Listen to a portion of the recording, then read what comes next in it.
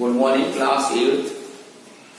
हमने कल आपको जो छोटे हुए 4 एग्जाम होने थे, एप्टीट्यूड, ड्राइंग, मोरल वैल्यू और जीके का, वो आपको हमने यानी कि भेज दिया है कल सिलेबस, जिसमें आप देख रहे हैं ड्राइंग के लिए आप कंफ्यूजन में हैं। तो ड्राइंग कंफ्यूजन ना करें। ड्राइंग के सामने जो सिलेबस कॉलम बना है उसमें ही आपका पेपर भी है। हम पेपर भी नहीं देंगे ड्राइंग का, उसी दो ही पेपर में आपको बनाना है। जो आलेखन दिया है ब्लेज का, तो वो आलेखन आप बनाएं, और एक आपको जो शेडिंग में दिया है वो आप शेडिंग पेंसिल शेड बनाएं। तो वो आपको दोनों वर्क पेपर आपका पहले ही सामने है। अब आपको क्या करना है? पहले तो आप कहते हैं सर मेरे पास टाइम नहीं है, टाइम नहीं मिला। अब आपको भी मैंने 2 दिन दे दिए, एक कल दिया, आज दिया, और कल फिर ऊपर दिन होगा। अब 3 दिन तो आप कर सकते हैं। सुंदर सा एक डिजाइन बनाएंगे, यानी ब्लेज आलेखन की, जो मन को छुए। इतना सुंदर बनाओ, किताब तुम्हारे सामने रखी है, अब समय भी है। हाँ, अब एक और ध्यान रखना, जो कलर करेंगे वो वाटर कलर करेंगे। आप लोग क्या करते हैं? पेंसिल कलर कर देते। क्यों कर देते हैं? क्योंकि पीछे पन्ना हमारा खराब ना हो जाए। तो आप दूसरे चित्र को बनाने के लिए पेंसिल वाले को अलग पेज यूज कर सकते हैं, क्योंकि पेज आपका हल्का बहुत है, तो आपके 2 फिगर नहीं आ सकते। जब आप कलर करेंगे तो आपका पीछे आ जाएगा, गड़बड़ हो जाएगा। तो इसलिए मैं आपसे कह रहा हूं कि आप 2 यूज कर सकते हैं।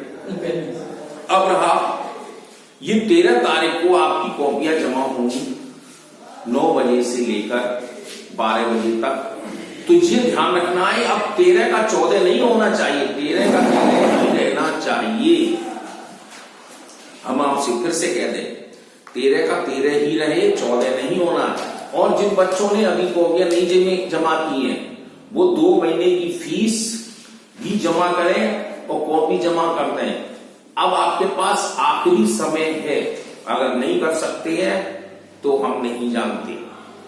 फिर हमसे मत कहना कि सर आपने हमें बताया नहीं। बताया तो हम बराबर बता रहे हैं, लेकिन आप सुन नहीं रहे। तो आपको करना क्या है? 13 तारीख को कॉपी जमा करना है, 2 महीने की फीस जमा करना है। तो इस तरह से 2 महीने जो जमा कर दी थी, 2 महीने जब तो 4 महीने की हो जाएगी। तो धीरे धीरे आपको हर महीने ऐसे जमा करनी है, तो आपकी फीस भी पूरी जमा हो जाएगी आराम से आपको।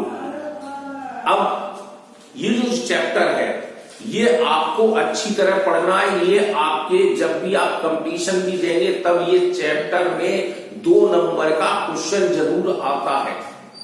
इसका नाम है अलंकार। अलंकार किसे कहते हैं? इसके बिना हमारे काव्य के जो भी कवि थे, वो इसके बिना अधूरे हैं। ये शब्द जरूर जोड़ते हैं वो। अलंकार क्या है? तो अलंकार क्या? शब्द और अर्थ में चमत्कार या रमणीयता पैदा करने वाले शब्द को हम अलंकार कहते हैं। ये 2 प्रकार के होते हैं, एक तो होता है शब्दालंकार, एक अर्थालंकार।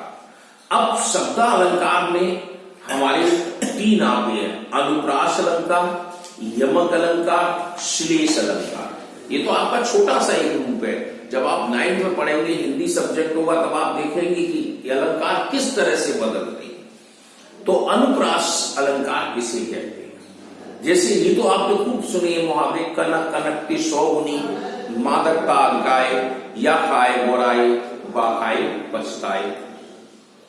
यानी कि इसमें शब्द जो देख रहे हैं, तो अनुप्रास का हमारा रूप क्या है? तो अब हम चलते हैं एक एक सेंटेंस पर। काव्य में जहां पर समान ध्वनियों का वर्ण की पुनरावृत्ति होती है, वह अनुप्रास अलंकार कहते हैं। अब जैसे उदाहरण, चाचा की चवन्नी चाची ने चुराई। चाचा शब्द आ रहा है, और चौराई बैठ चाट उड़ाई। तो ये अनुप्रास है। तो अनुप्रास का मुख्य क्या है? जो शब्द बार बार आता है। अब जी कनक कनक से नहीं आया, कनक कनक यहां भी यमक अलंकार का था। तो आप सोच रहे हैं सर, अरे सर ने ये कहा दिया तो जी आएगा नहीं। यहां पर पुनरावृत्ति की बात हो रही है, एक शब्द बार बार आ रहा है। जैसे चाचा की चवन्नी चाची ने चुराई, तो चाचा शब्द आया है। तो ऐसे ही हमारे और भी हैं, जैसे हम चारु चंद्र की चंचल किरणें खेल रही जल थल में, तो चारु और चंद्र और चंचल, चा में चा आ रहा है, तो ये हम चा की आवृत्ति के बारे में बात करेंगे। अब आता है यमक। यमक में वो आप एग्जाम्पल डाल सकते हैं, कनक कनक के 100 गुनी।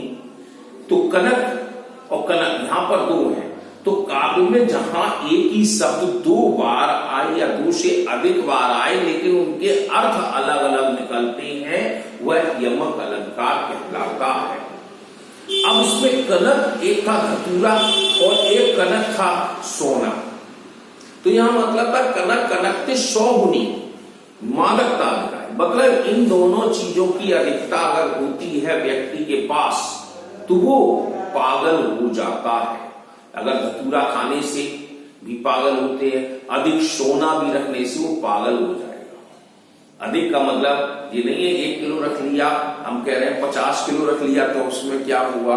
तो मतलब ये है कि आपको अलंकार ध्यान से देखने हैं, पढ़ने हैं, हमारे कहने से नहीं है, किताबों में देखोगे तब क्लियर स्थिति आएगी। अब हमारे पास आता है इसका तीसरा रूप, श्लेष अलंकार। श्लेष अलंकार में क्या है, काव्य में जहां पर शब्द केवल एक ही बार आया हो और उसका एक से अधिक रूप निकल गया हो, उसे हम श्लेष कहते हैं। जैसे मंगल को देख पट देख बार बार, तो बार बार शब्द आया, तो यहां पर पट, अब देखो पट का मतलब होता है वस्त्र और पट का मतलब होता है किवाड़, ये भी हो गया। तो एक शब्द के हम बहुत से रूप उत्पन्न करते हैं, वहां श्लेष अलंकार कहलाता है। तो ये आपके थे शब्दालंकार के। तो शब्दालंकार के आपके 3 रहे, अनुप्रास, यमक और श्लेष।